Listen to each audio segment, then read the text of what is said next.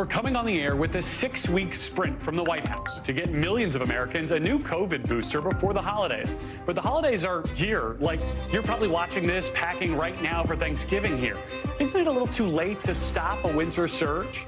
Plus, the shooter in Colorado Springs released from the hospital as the hero who stopped him tells NBC News about the split-second decision he made that might have saved a ton of people. And more on the free speech restrictions at the World Cup. We'll speak with the reporter who was detained for wearing a rainbow shirt into a stadium in Qatar. Plus, in our backstory, a behind-the-scenes look on our team's exclusive trip to Colombia and how the federal government's trying to stop drug cartels and human smugglers on the ground. And are your holiday lights up yet? They are at my house, even though it's not even Thanksgiving. Why science says this will make you happy. That's later in the show. And hey, I'm Garrett, in for Hallie. And tonight, the White House is kicking off what it's calling a 6-week sprint to get Americans vaccinated before the holidays. But they are late off the starting blocks, given, as you probably already know, the holidays start this Thursday. So here's what we know right now. People are simply not getting the COVID bivalent booster updated for new variants like Omicron. But look at the numbers. Just under 30% of Americans over 65 have gotten the shot, and just 13% of all adults. We also know from this new CDC study that this bivalent booster helps. Data shows that people of all ages who got the updated Pfizer and Moderna shots were significantly more protected than those who'd only gotten the shot that's based on the OG strain of COVID. And look, COVID may feel like 2021 news or like it's totally over where you live. But more than 2,000 Americans died of COVID just last week, another 2,000 the week before that. COVID is still a real threat, and not just to your vacation plans. The other thing we know, this winter poses a different challenge than the last two because there has been an uptick in hospitalizations for things like flu and RSV. More than 75% of pediatric ICU beds are full right now. And one Minnesota doctor says he's never seen anything quite like this. There have been days when we've had 30 to 40 children waiting in our emergency departments, waiting for an inpatient bed. That's unprecedented. White House COVID coordinator Dr. Ashish Jha says they're going to take a bunch of steps to boost awareness, like pay for ads and give resources to help older Americans. Dr. Jha also says this outreach isn't new. He's been doing it for a couple of months, and that it's not too late to get the shot. It's certainly not too late. If you think about the holidays that are coming, it takes a couple of weeks to get maximal benefits from your booster. You start getting it relatively quickly. People go out and get vaccinated this week. They will have a lot of protection during December, January, February onwards. December, January, February. What's unsaid there is if you get your shot this week, you won't be fully protected for Thanksgiving. That's 36 hours away. Mike Memley's at the White House for us tonight. So there's another thing that's left unsaid here, and that's the idea that a lot of Americans have just moved on from the pandemic. You asked Dr. Jha about comments President Biden made 2 months ago on 60 Minutes. We'll quote him here. He said, "The pandemic is over. We still have a problem with COVID. We're still doing a lot of work on it, but the pandemic is over." The doctor didn't really respond to that question, but he is talking about needing more money to fight the virus. Talk us through all this.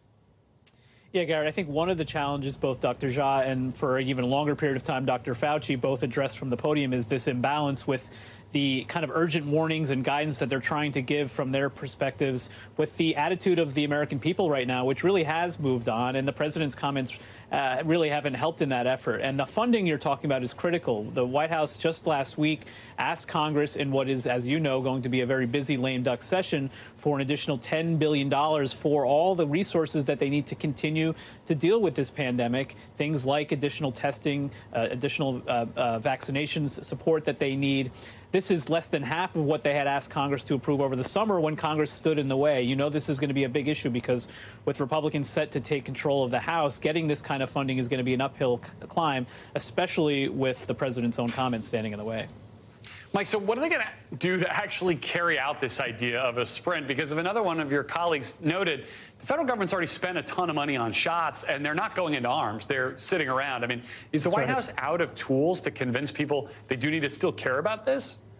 Yeah, Gary, you talked about some of the steps that they announced as part of this so-called 6-week sprint, additional funding, paid media campaigns, directing more resources, especially to target the vulnerable communities and low-income communities as well, those that have been not necessarily a priority in the past.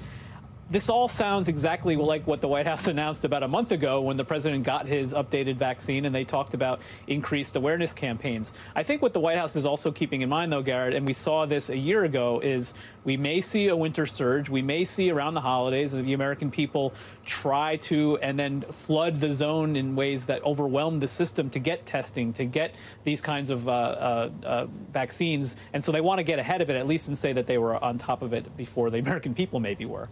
Sure. Mike, before you go, today was also Dr. Fauci's last time at the podium. We have seen so much of him over the last couple of years. He's retiring after 38 years as the country's top infectious disease expert. Talk a little bit about his closing message and what he's expecting from House Republicans. I don't think this will be his last time talking to them. No, it was interesting. He really reflected on some of the other memorable moments he had in the last administration from that podium. He said the bottom line is that he thinks those in positions of power like him need to continue to be combating misinformation with quality information. I asked him about what we know will be a main challenge for him in the year ahead, though, is now that Republicans have the gavels, is he prepared for the kind of aggressive questioning he's likely to get? Let's take a listen to his answer. I have no trouble testifying. We can defend and explain and stand by everything that we've said, so I have nothing to hide. We also know that Dr. Fauci has a book in his future. He told our colleague Peter Nicholas that among the many options he's considering for his future is a book and maybe getting back into academia.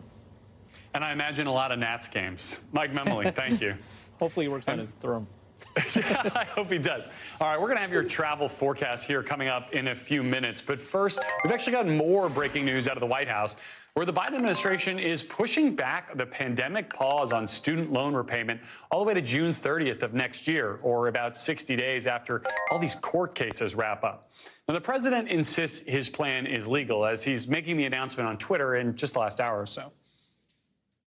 But it isn't fair to ask tens of millions of borrowers eligible for relief to resume their student debt payments while the courts consider the lawsuit. Now, the president had planned to lift the moratorium at the end of this year, but the legal battles he's facing from Republican-led states are changing that plan. Millions of Americans are eligible for up to $20,000 in debt relief under that plan. And the White House has asked the Supreme Court to weigh in, but so far they have not done so. And to Colorado now, where just within the last few hours, the suspected Club Q shooter was moved out of the hospital and into police custody. Colorado PD tweeting out that the suspect is now at a jail and a photo will be released when it's available. Comes as Iraq and Afghanistan veteran Richard Fierro sat down with our own Steve Patterson, telling him about how he put his life on the line to stop that gunman from killing even more people. Your first instinct as you see him is to rush him, is to take him down. My daughter and my whole family was in there. Who's not going to go save them or do what they can to stop somebody from hurting them? And I failed at that. I failed at that. Raymond's not here. I just did what I had to do for my kids. If somebody's walking their kids down the street and something's about to happen to them, they're going to jump in front of their kid. That's what I did. The 5 people you see on your screen right now lost their lives that night. Ashley Paul, Daniel Aston, Kelly Loving, Derek Rump, and Raymond Green Vance. Mara Barrett joins me now from Colorado. And Mara, we now know the suspect has been turned over to police custody. What do we know about how the investigation is going to play out over these next few hours and days? So we know from a timeline laid out from the district attorney that as soon as the suspect has been transferred into police custody, we then know in coming days, the district attorney says, he will be arraigned virtually, so via video, and that's when we'll see the introduction of formal charges. Now, he had been arrested on suspicion of 5 counts of murder charges as well as 5 counts of bias-motivated crimes. Those hate crimes we've been talking about for the past couple days. And the district attorney emphasized, as well as local officials, that they want to prosecute him to the fullest extent. Those 5 murder charges, if they play out, hold a life sentence with no opportunity for parole. But the district attorney said that it's imperative, if evidence suggests that a hate crime exists, that they want to prosecute that level as well in order to hold the members that were at Club Q, the patrons there, the people affected in this community. They want to get justice for them, and they think that making sure he is prosecuted on those charges, as well as potentially additional charges, is really important for the community. We also know that the DOJ, the Department of Justice, is evaluating whether any federal charges are appropriate. We do know, though, going into the holiday, that there might be a little bit delayed. Police saying that they will not be releasing any more public statements until after the weekend. So it might be a few more days until we get those formal charges, Garrett. Got it. That makes sense. And we're also starting to get a much clearer account of just how brutal those moments were inside Club Q for everyone, largely based on Fierro's account. What more are we learning from this interview with him?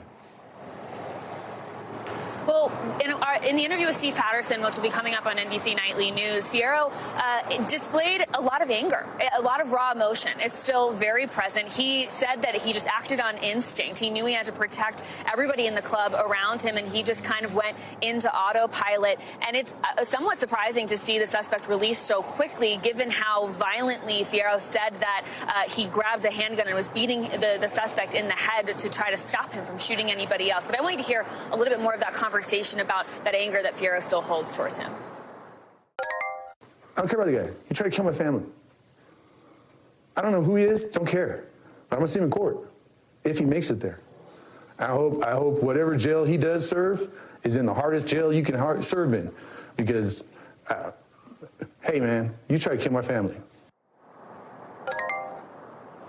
Now, we are also learning more about Thomas James, the other hero who helped Fierro get the suspect down onto the ground. We're also learning there was a transgender woman wearing heels who stomped on the suspect's face. And so a lot of life-saving action police are thanking these three individuals for stopping any more bloodshed in the club, Garrett.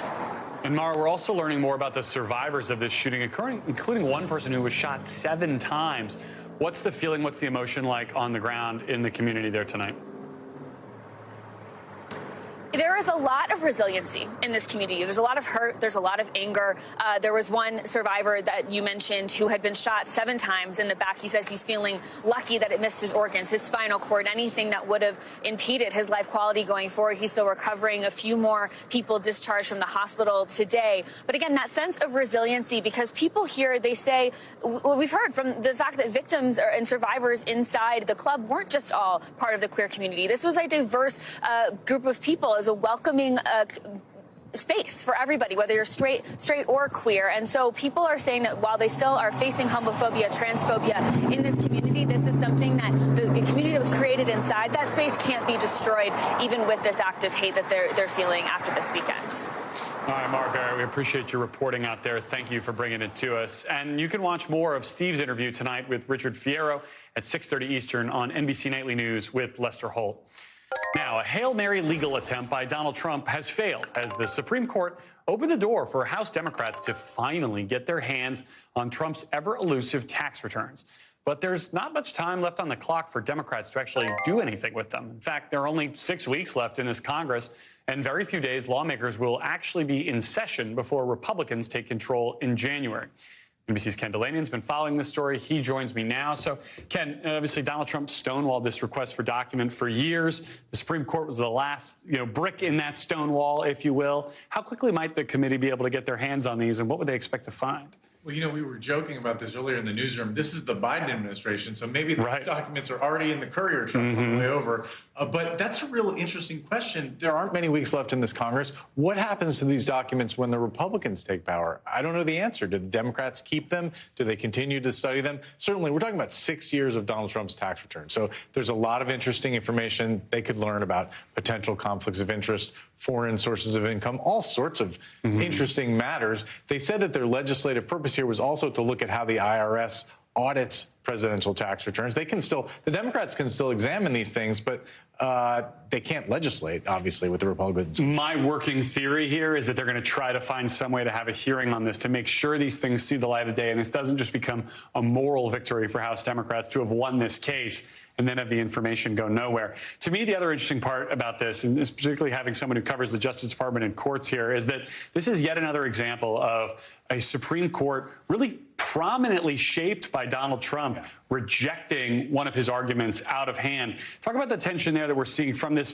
predominantly conservative Supreme Court again and again, forcing Donald Trump to step on rakes in these filings. And what's so remarkable about this is they didn't have to do it now. They could have somehow potentially delayed, and then the Democrats wouldn't have gotten it. This is like the third time, I believe, that the Supreme Court has ruled against Trump in a case where he was trying to shield his records from Congress and from other parties. And it just shows that as much as people are questioning Justice Clarence Thomas and the activities of his wife, Ginny Thomas, that this court has upheld the rule of law when it comes to these somewhat specious arguments that Trump has made.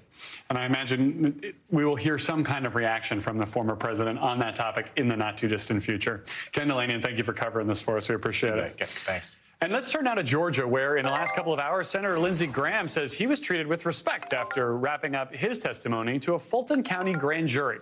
They're looking at efforts by former President Trump and his allies to overturn the totally legitimate 2020 election in that state.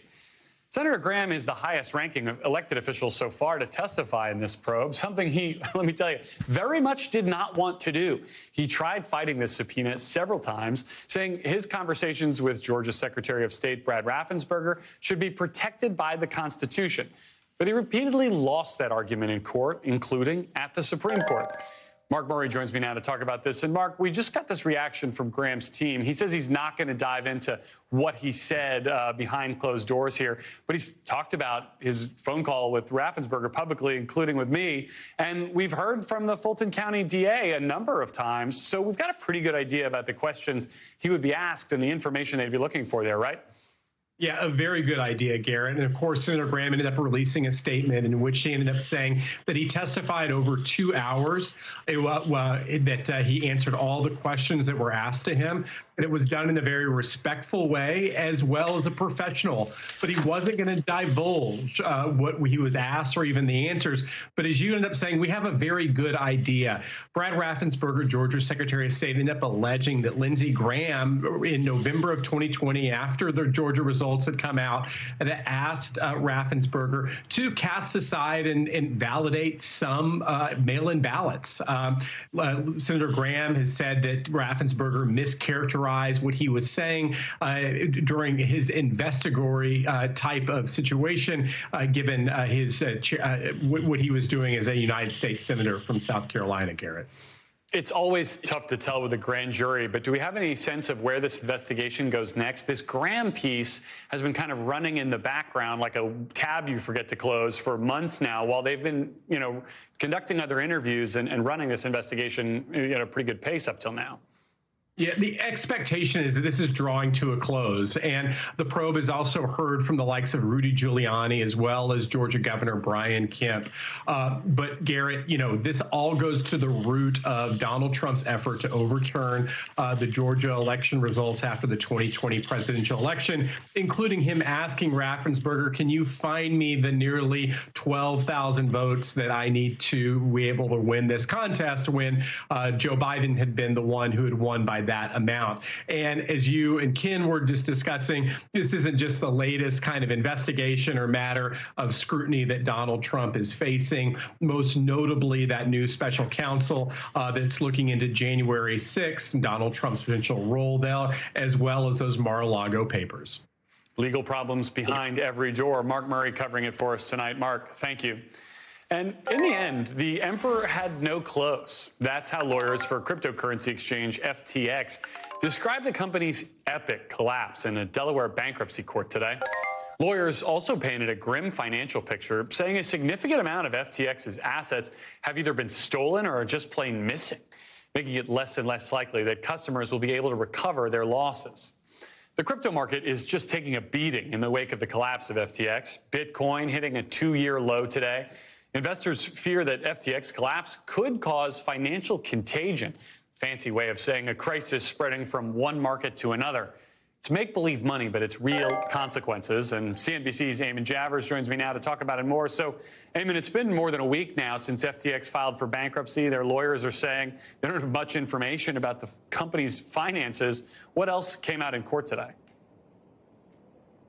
Hey there, Garrett. Well, what we learned today from the FTX attorneys, who are really the new team managing this company, has hired this new group of attorneys to sort of clean up the mess. They are sifting through the wreckage of what they called an abrupt and difficult collapse of FTX. They said it was one of the most abrupt and difficult in the history of corporate America. And what they're finding now so far is a lot of this money seems to be missing.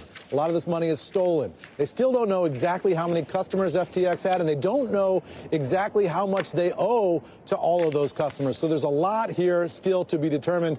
One of the big fights today, Garrett, was over all of the customers of FTX, the people who had their money on this crypto exchange, whether or not their names would be made public as part of this bankruptcy. The judge deciding that for now, those names will remain confidential. He said, though, he could revise that decision later on if the situation changes. But for now, if you had money on FTX, your name will not necessarily come out in this bankruptcy proceeding. That's a relief to a lot of cryptocurrency customers who bought these things for privacy in the first place in many cases, Garrett. Yeah, that makes sense. Yeah, somebody who grew up in Houston, this is giving me major Enron vibes every step along the way. Yes. Eamon, this is obviously a bankruptcy. Some of the same players, by the way, involved now. These folks never go away, right? It always tends to be the same folks coming back. This is obviously a hearing for the company, but the CEO of FTX, Sam Bankman-Fried, has been at the center of controversy here. Is he facing particular legal accountability or exposure either in this suit or elsewhere? Well, you're right. This is a corporate bankruptcy that we're dealing with in Wilmington, Delaware today. And the question is, what's going to happen to Sam Bankman-Fried, or SBF as he's known? He's in the Bahamas, which is where this company was operated. And we don't know. At this point, there aren't any allegations that a specific crime has been committed here. So you're going to have to see whether or not law enforcement does get involved. You can imagine there's a whole lot of interest in this case over at the Department of Justice in Washington, D.C. And Sam Bankman-Fried faces an enormous amount of exposure. He's out of the company permanently now, and this new management team is pointing the finger at him and saying the emperor had no clothes in terms of the management of this company beforehand, saying that this was a wildly mismanaged company. The question of criminal liability or civil liability, that's still up in the air, and we'll see where regulators and law enforcement come down on Sam Bankman-Fried. But he's in the Bahamas now. We'll see if he comes back to the United States.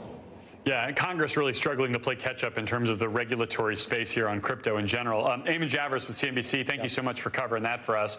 And we've got some breaking news into us now here in just the last few minutes. House Republican leader Kevin McCarthy is calling for Homeland Security Secretary Alejandro Mayorkas to resign. McCarthy is visiting El Paso, Texas, along the U.S.-Mexico border, where he said we are bearing witness to the worst border crisis in U.S. history. McCarthy said if Secretary Mayorkas does not resign, the House GOP will investigate him and could possibly conduct an impeachment inquiry. A lot of other House Republican members have been talking along this line for quite some time, but now you've got McCarthy, who's been nominated by House Republicans to serve as Speaker when Republicans take the majority in January, pushing that argument forward. Okay. We promised it earlier in the block. It's what everybody's thinking about. We're back to Thanksgiving travel, and you're going to want to brace yourself, with travel experts saying this will be the biggest air travel period since the start of COVID. It makes sense, right? The numbers are backing that up. AAA counting almost 55 million Americans expected to travel more than 50 miles from home, making it the third busiest Thanksgiving for travel in over 20 years. So with all those people going from one place to another, expect long lines at your airport, especially if your airport's one of these three: Atlanta, Dallas, Denver. They're expected to be the busiest airports around the country. But listen, airlines say they're ready for crowds and that they've been hiring aggressively and expect way less chaos than we saw this summer. Here's hoping. Marissa Parra joins me now. And Marissa, the numbers are telling us a lot of people are going to be traveling. Lay out what folks should expect on the roads and on the airports, especially as we get out past those big three I just mentioned. Yeah, so we are at BWI in Baltimore, and things are going smooth here. That's also not one of the three that you had mentioned. But, today really is supposed to be the busiest day for air travel. FAA says roughly 48,000 flights. Now, take a look at our travel forecast, if you will. You mentioned 55 million travelers as a whole. Now, when we look at just how many of those are in cars, well, 49 million. Yeah. Let that sink in for just a moment. With flights as expensive as they are, which 35% more than last year, it makes sense. And Garrett, just to leave you with one bit of good news, gas certainly more than a year ago, but the good news is it's a little less than a month ago and a whole lot less than what we saw this summer. take some good news here. Why not? It's sort of like a fake Friday. Let's have some good news in our show. Mar, we either heard or we lived the delays, the cancellations, the lost bags from this summer when the airlines basically got overwhelmed. So if we're comparing this week's travel to what we saw then as kind of the great summer breakout on the airlines, what are the specific plans that the airlines are making to make sure things don't deteriorate now like they did then? Right. So airlines are definitely getting ahead to say that they're a lot more equipped to handle it this time around. They're saying they've hired more people. They hired more pilots. They've hired more flight attendants. TSA is saying the same thing. And then Delta even came out and said that they've adjusted their flight schedules. They've increased boarding time. As a whole, something to keep in mind here is that airlines as a whole are seeing about 13% less scheduled flights, and that could have an impact. When you look at people who booked their flights in advance, one big tip for you at home, if you booked your flight more than 6 months ago, especially if you did it through a third-party vendor like Expedia, make sure you take a just do a double check on it. Make sure you go directly to the airline to make sure there weren't any changes. You're going to save yourself a lot of headaches. We don't need any more of that, right, Garrett? We just want to stay thankful this week. I hear that. And if you're in D.C., check to make sure whether you're flying out of DCA or Dulles. Somebody does it every year. It ends up online. You all get embarrassed. We won't have that problem up in Baltimore. Marissa Para, haven't talked to you yet since you've been at NBC. Welcome to the family. Thanks for being on. Thank you. All right, coming up, we've got the latest on a deadly chopper crash in North Carolina today. Plus, there's still no motive, no weapon, no suspect in the murders of 4 students in Idaho. Now police are expanding their search. What's going on in that college town in Idaho? And we're talking to a journalist in Qatar who says he was detained for wearing a rainbow shirt. What it's been like covering this World Cup. That's next.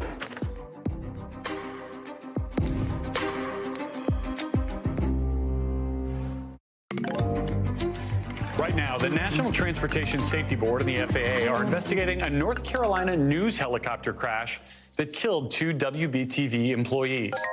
Meteorologist Jason Myers and pilot Chip Tayag. It all happened near Interstate 77. The CBS affiliate putting out a statement saying they are grieving a terrible loss, adding that they're working to comfort their families during this difficult time and they appreciate the outpouring of support. Nayla Charles joins me now. Nayla, this is obviously majorly breaking news just out this afternoon, but bring us up to speed about what we know about what actually happened here. Well, Garrett, Charlotte CBS affiliate WBTV broke the devastating news to the community this afternoon that their own meteorologist and pilot died in the crash. Jason Myers and pilot Chip Tayag. As you can imagine, Garrett, the moment was very difficult for the anchors who said they considered the men to be family.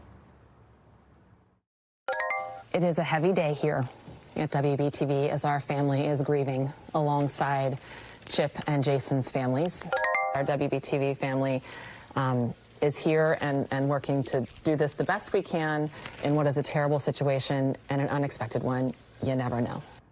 This afternoon, Myers and Tayag were in the station's Sky 3 helicopter, which was a Robinson 44, when it crashed near Interstate 77 in Charlotte.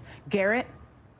Horrible situation. If you think about folks in that newsroom, too, got to go on. Nayla, looking at the video there, it looks like this could have been a lot worse. I mean, based on where they were along the highway, this crash. What else are we hearing from officials about exactly what happened here? Right, Garrett. Up until the very end, officials are saying pilot Tayag was a hero. Even in his final moments, they say it appears he purposely dodged the interstate in a successful attempt to avoid hitting anyone on the helicopter's way down. The helicopter ended up crashing at a nearby exit instead. That's what you saw there in that video. Tayag's colleagues say he was an experienced pilot. WBTV saying he had more than 20 years of experience. A witness to the crash said this. My impression is that he apparently knew he was in trouble, and he circled looking for a place to put that down. And on the second circle, I don't think he had any choice. It was going down, and he got it just off the highway and avoided it. It could have injured a lot of people. Meteorologist Jason Myers was also a chairperson in the community. Myers was a Charlotte area native. His station bio says working at WBTV was his dream because it was the station he grew up watching, Garrett. He had a wife and 4 kids. The National Transportation Safety Board and Federal Aviation Administration are now investigating what caused the crash. Garrett? Horrible night for their families and for the folks at that station who will feel like their families tonight. Nayla Charles, thank you for your reporting. And let's go overseas now, where at this moment, Secretary of State Antony Blinken is heading back from Qatar after meeting with his counterpart in the World Cup host nation. Blinken says the U.S. is committed to helping Qatar, quote, do the real work that remains on the country's human rights issues. Those issues include things like the country mistreating migrant workers that took part in human trafficking to build its labor force. He also spoke about the One Love armband controversy we've told you about, saying it worries him when free speech is restricted. In my judgment, at least, no one on a football pitch should be forced to choose between supporting these values and playing for their team. We're seeing those restrictions on speech every day, like with Grant Wall pictured here. He's a journalist. He was trying to go to the USA-Wales game to cover it wearing that rainbow shirt. And he was eventually let in, but not after being detained for half an hour. Grant's here now from Doha. He's the founder of GrantWall.com. And so, Grant, I know you eventually got an apology, but as I understand it, U.S. Soccer had told you this shirt wouldn't even be an issue. Talk to us about your experience here. Yeah, both FIFA, which runs the World Cup, and a representative from U.S. Soccer had said before the tournament that anyone wearing a rainbow on a shirt or a flag would have no problem at the World Cup in Qatar. That went into my thinking as I wore that T-shirt with a soccer ball surrounded by a rainbow to the game last night. Wasn't even planning on making it public on my socials that I was wearing this shirt. Only did so because I got detained and wanted people at FIFA to know as quickly as possible. I got to the stadium and they refused to let me in. They then said that I had to take off my shirt. They continued to demand that. I refused. Then they forcibly took my phone for half an hour out of my hands as I tried to get it back. This is security in a country where being gay is illegal, by the way. And I had to wait for half an hour almost until a long process ended. I had a guard stand above me and demand that I take off the shirt again, very angrily. I said no.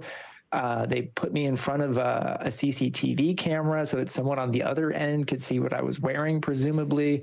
Finally, a commander came in and said I could go in and keep my shirt on and apologized. FIFA later apologized to me as well. 40, 50,000 people in these stadiums. You got to think one T-shirt versus the scene of stopping a journalist from wearing a T-shirt. You going to wear it again? Oh, yeah. No, I mean, like whether it's the final or any other game, this is a sign of support for the LGBTQ community around the world, including places like Colorado Springs, like Qatar. I can only imagine if someone is treated here with this way, as I was with the whole world watching, what it must be like for an ordinary Qatari person to be gay or try to keep that hidden at a time when the world isn't watching here. I mean, this is right at the heart of this issue, right? Because Secretary Blinken comes, he criticizes Qatar on human rights issues, but he also said he, quote, makes no bones about coming to cheer on Team USA. How are you seeing that tension play out between thrilled fans, both of Team USA and a lot of these other countries where soccer is a much bigger deal, and concerns about human rights and all of the other issues around this particular World Cup? I think a lot of people are conflicted, whether they're fans, even journalists. I'm conflicted to be here. I feel like the World Cup is the greatest sporting event in the world, and yet I came here in February to do reporting, speaking to migrant workers about whether the worker protection laws from 2019 here are being followed on the ground. The trend from the workers who talked to me was that a lot of that stuff is not being followed on the ground. So there's been progress made here in Qatar on workers' rights. There's a lot of work still to do. And case in point, we didn't even have time to talk about the huge upset today of tournament favorite Argentina getting beat because we're talking about all these other issues. But we got to leave it there. Grant Wall, thank you for your coverage. Good luck over there. Thank you. And I want to get now to the 5 things our team thinks you should know about tonight. And number 1, why don't we stick with soccer? Because star player Cristiano Ronaldo, he's the 3rd highest paid athlete in the world, by the way, is leaving Manchester United effective immediately, according to the club. It was apparently a mutual decision. Ronaldo says he feels like it's the right time to go. Okay. That comes after he gave an explosive interview criticizing the club's manager and its owners. What's not clear is where he's going to go next. Number 2, Indonesian officials say more than 250 people have died there after an earthquake on Monday. Rescue workers are racing to find people who may still be trapped under rubble. Hundreds of other people were hurt. Number 3. The World Health Organization says that this winter in Ukraine could be deadly for millions of people. Why? It's simple. Because of freezing cold temperatures and energy cuts caused by Russia's bombardment of the country's infrastructure. Average temps there in winter are about 27 degrees and can reach -4 in some parts of the country. And number 4, Vice President Kamala Harris talking about 2024 today. In the Philippines earlier, she told reporters that if President Biden does decide to run in the next election, as he said he thinks he will, she'll be running with him. Harris also said she had, quote, no doubt about the strength of the administration's achievements. And number 5, look at this big fish. British fishermen caught it in France earlier this month. It's being called carrot. Yeah, it's a lot of carrots. Weighs almost 70 pounds. Some British newspapers are describing it as one of the world's biggest goldfish. While taking pictures with carrot, the man released it back into the waters. That will not flush down the toilet when it dies in your bowl. And when we come back, DHS and police in Colombia have teamed up to stop drugs, weapons, and migrants from reaching the southern border. Our Julia Ainsley got an exclusive look at how they train and the security involved. That's our backstory tonight. You won't want to miss it.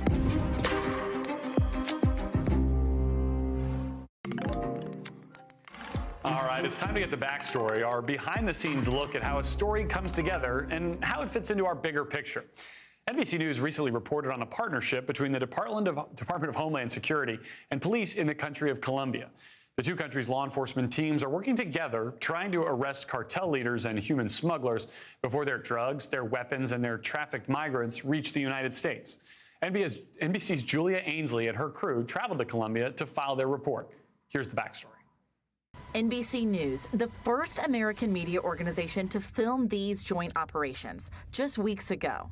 U.S. and Colombian law enforcement agencies collaborating to bring down drug cartel leaders and human smugglers before their drugs or trafficking victims make it to the U.S. They've been going through their belongings as police look for more evidence of crimes committed in Colombia and linked to the United States. So how did we get here? Last summer, I reported on U.S. efforts to disrupt smuggling networks by equipping police in other countries to make strategic arrests. That led to an opportunity to embed with agents from Homeland Security Investigations, aka HSI, to see these arrests firsthand. We flew to Bogota, met HSI and Colombian police. Everywhere we go here in Colombia, we're within the security bubble of the U.S. government, traveling in armored vehicles. The first day, we met Brendan O'Brien at the U.S. Embassy. He's America's second highest diplomat in the country. Well, the security situation has certainly improved in Colombia. I lived here from 2005 to 2007. It's improved dramatically in terms of murder rate,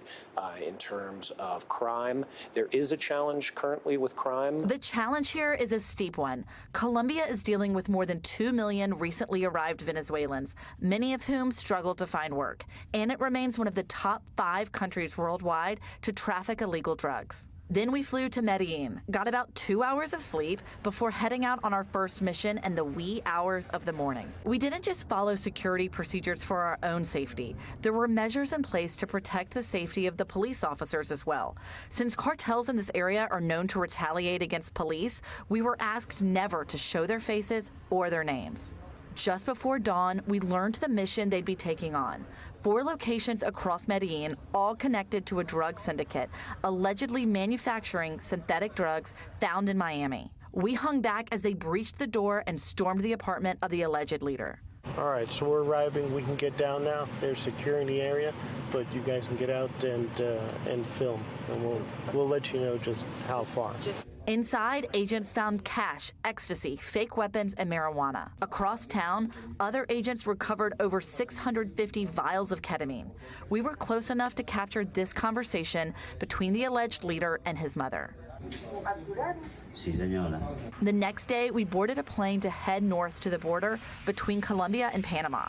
First to an airport in Aportado, then we took a Black Hawk to a base in Necoclí. We were told this area was too dangerous to see the operation, so we hung back at the base until the police came back with a suspect in handcuffs. These are leaders of a human smuggling network who have been taking migrants across Colombia into Panama, and they've been arrested here today by Colombian National Police with the help of the Americans at HSI.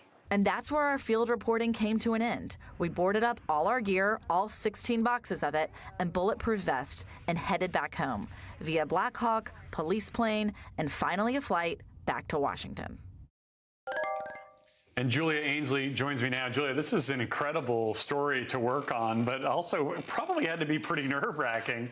I mean, talk to me about the security preparations that went into this beforehand. Did you have to do special training? I mean, what goes into this? Yeah, I mean, I was a little nervous heading into it, but incredibly pleasantly surprised because so much of this was just kind of orchestrated for us because we're traveling, like we said, within the security bubble. They have the operations planned out ahead of time. They're protecting us, so we're staying back. But yes, we did a specialized training, my producer and I, before we went in, just based on what we might find in Colombia to try to be able to respond to anything should it come up. Luckily, we didn't get there, but yes, NBC wanted to make sure we were very prepared, and the U.S. government wanted to make sure we were prepared too. So we also talked to the embassy about where we would be going. The embassy, they don't want you to be a liability, essentially, for their own people. Talk about that a little bit. I mean, obviously, you had to prepare on the front end to be able to go and do this safely. But I imagine all of the forces that you're with want to prepare to have, what was it, a 2-person crew, a 3-person crew there safely operating in that same space? Yeah, with all of us, it's 4 people. And what makes this so hard is that we are trying to do so much logistic work to make sure it's safe, but also be able to get an operation when it's time to go. And as you know, when a law enforcement entity decides it's time to arrest people and they have the warrants to do so, they want to act immediately. Right. So we really only had a few days' notice.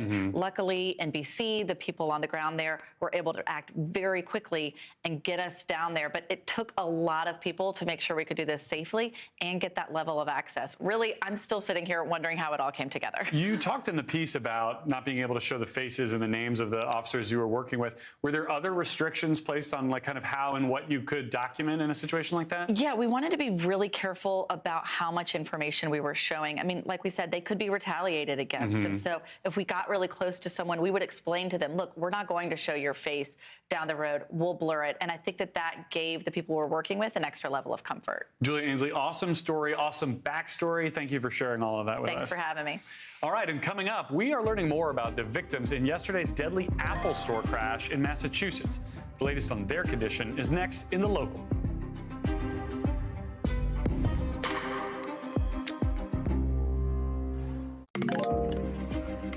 Today, the University of Idaho community is seriously on edge because it's been almost 10 days since 4 students were brutally stabbed to death, and the killer still hasn't been found or even identified. The police now widening their search area, hoping for clues because there's a lot of unanswered questions with this small college community pretty freaked out and looking for accountability and, of course, safety ahead of fall break. The Moscow Police Department is leading the investigation, but they're getting help from the FBI as well as state and local law enforcement. The team search started last week after these 4 students were stabbed to death at an off-campus house, with police saying they were all most likely attacked while they were sleeping. Gotti Schwartz has more. This is day 9 of the investigation, and you've got investigators once again coming back to the home. You just saw that man put on those protective booties. He's putting on gloves. He's getting ready to go inside. And this is what we've seen day in and day out here at the scene. Yesterday, we saw investigators go to the back. They roped off an area of a back parking lot, and it appeared as though investigators were trying to get a bead on the back door to try to work angles to see possibly how the killer may have approached the home or gotten away from the home, or how the view looked from the windows. But they were taking a little bit of time there on the back parking lots, and that's where you see the back door on the 2nd floor. Now, as we look right here, this is the 1st floor. The 1st floor, we understand, is where the 2 surviving roommates were awakened the next day, pretty late in the morning. They called some people over around 11:30-ish. Call was made to 911 around 11:30 to 12 o'clock from some other people who came because those roommates felt possibly that something was amiss. But we don't know exactly what happened because police haven't released the details of the 911 call or who made the 911 call. We understand that the 2 additional victims were found on the top floor and on the 2nd floor. So a total of 4 victims. But again, at this point, police do not have a murder weapon. They don't have a suspect. They don't have a motive. And so now the university here is preparing for classes next week and preparing for the possibility that some of those classes will be remote if kids don't feel safe coming back to campus, as well as providing classes in person for those students that do want to come back to campus or possibly live here and don't have anywhere else to go. They want to make sure that they're safe around the campus. So the entire town of Moscow has a police presence, a very visible police presence, but it is still not quelling the concerns that so many in this community have as this killer is still on the loose. All right, that was Gotti Schwartz reporting. Now, NBC covers hundreds of stories each day, and because you couldn't possibly read or watch or listen to all of them, our bureau teams have done it for you. This is what they tell us is going down in their regions in a segment we like to call The Local. First, from our Southeast Bureau, Alabama is pausing all executions now, and its governor has ordered a review of its capital punishment system after the state had a failed lethal injection last week. This was the state's second failed attempt in 2 months, and its third since 2018. The governor said that prison officials and law enforcement are not to blame for the problems. Okay. From our Midwest Bureau, today, a judge in Indiana said she's going to decide soon whether to unseal court docs that led to a man's arrest in the murders of 2 teens in Delphi. Prosecutors want the court to keep the record sealed, saying other people could be involved in the case. Richard Allen was arrested last month and charged with murder in the deaths of Libby German and Abby Williams back in 2017. From our Northeast Bureau, the man behind the wheel of an SUV when it crashed into a Massachusetts Apple store yesterday appeared in court this afternoon. 1 person died in that crash and more than a dozen others were hurt. The man's been charged with reckless homicide. According to court documents, he told police his right foot got stuck on the accelerator and that he couldn't brake. He's due back in court next month. A hospital official said today that people are still hospitalized, including 2 in the ICU.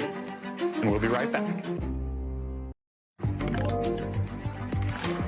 How many of you out there put up your holiday decorations already? Maybe you did it this past weekend like we did at my house. Yeah, no, okay. You wouldn't be alone. In a recent survey, 55% of people said they start decorating before Thanksgiving. And this is a trend that's growing. In that same survey, almost a quarter of people decorate earlier now than they did 5 years ago.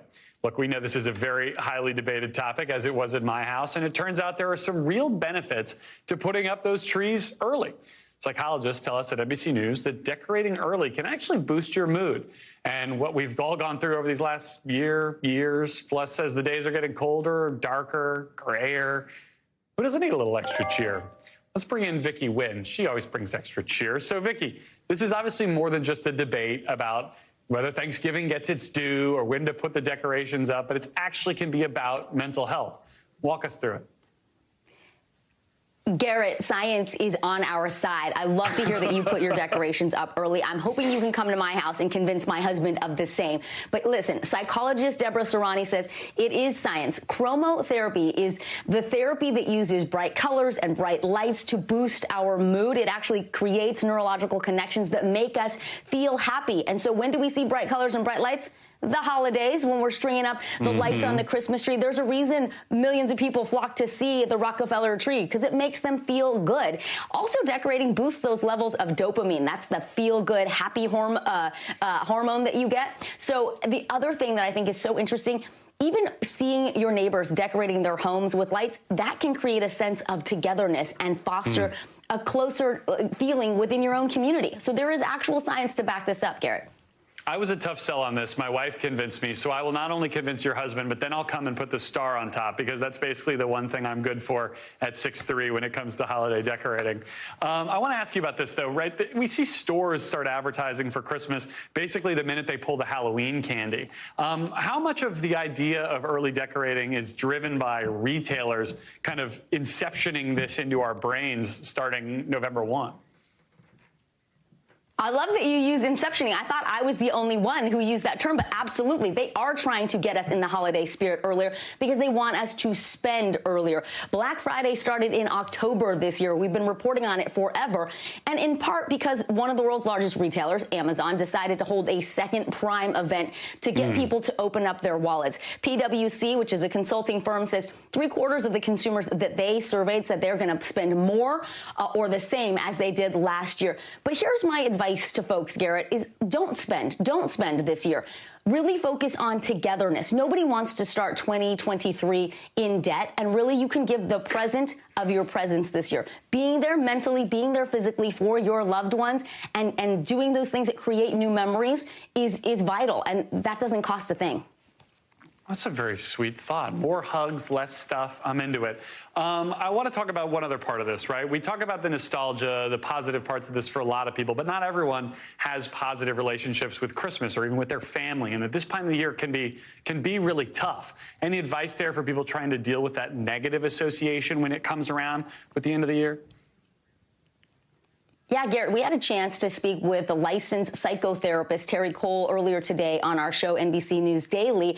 And what she told us is absolutely the holidays can be a tough time. It can be associated with maybe the loss of a loved one or your family that split up at this time. It can be more melancholy. So her focus is, she says that you should focus on an attitude of gratitude. Instead of going on toxic social media and scrolling and comparing yourself to other people, turn your gaze inward, meditate, consider what you have to be grateful for, and then do some self-care. Take some time for yourself. Go on a walk to your favorite park, read a book, get a massage, do something that makes you feel alive, and really, really focus on turning the negative into a positive and creating that new tradition for yourself associated with the holidays. Garrett? I dig it. Vicki, good luck with your decorating this weekend. I'll see you soon. And that's a wrap for this hour. We'll have more here tomorrow. Same time, same place. Your coverage picks up right now. Thanks for watching our YouTube channel. Follow today's top stories and breaking news by downloading the NBC News app.